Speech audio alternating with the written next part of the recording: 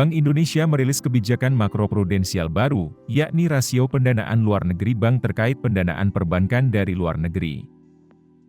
Gubernur Bank Indonesia Peri Warjio menyampaikan, kebijakan tersebut ditujukan untuk memperkuat pengelolaan pendanaan luar negeri bank dalam mendukung kredit atau pembiayaan bagi perekonomian nasional dengan tetap memperhatikan prinsip kehati-hatian. Kebijakan makroprudensial kontrasiklikal rasio pendanaan luar negeri bank untuk penguatan pengelolaan pendanaan luar negeri bank sesuai kebutuhan perekonomian, berlaku sejak 1 Agustus 2024, tutur Peri dalam konferensi pers, Kamis 21 Juni. Ia menyampaikan, kebijakan rasio pendanaan luar negeri bank ini mencakup di antaranya, mengenai definisi dan cakupan pendanaan luar negeri untuk perhitungan batas maksimum pendanaan luar negeri jangka pendek bank.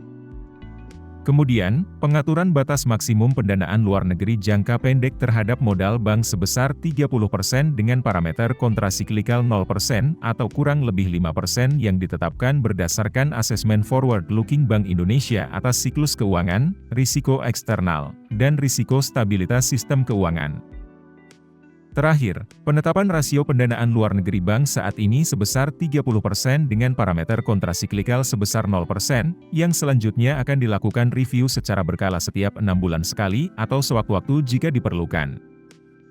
Rasio pendanaan luar negeri bank merupakan inovasi instrumen makroprudensial kontrasiklikal Bank Indonesia untuk memperkuat pengelolaan sumber pendanaan luar negeri jangka pendek bank.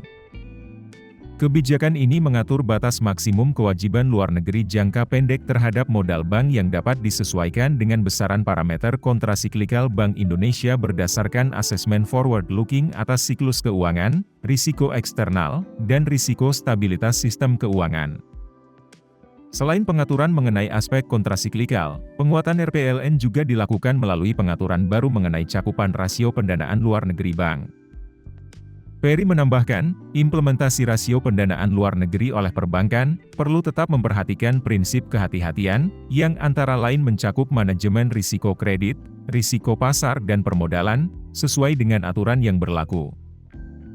Lebih lanjut, Peri menyebut Bank Indonesia akan terus memperkuat efektivitas implementasi kebijakan makroprudensial akomodatif dan mempererat sinergi dengan pemerintah, KSSK, perbankan, serta pelaku usaha untuk mendukung kredit atau pembiayaan bagi pertumbuhan ekonomi secara berkelanjutan.